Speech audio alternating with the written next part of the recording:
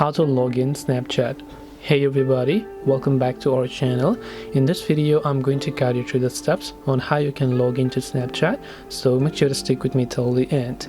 Now in order to log into Snapchat, you simply have to go ahead and then open up the Snapchat application here. By the way, if you have not created an account, you can tap the sign up button. If you have, then you can tap on the login option.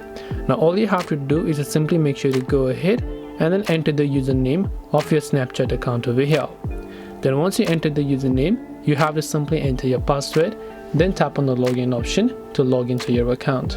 If you forgot your password, you can tap on the forgot your password option here in order to reset your password, or you can tap the login option and you will be successfully logged into your Snapchat account. This way you can log into Snapchat. Hope this video was helpful. If you have got any more questions, feel free to also leave them down below. Thank you for watching till the very end and see you soon in the next video.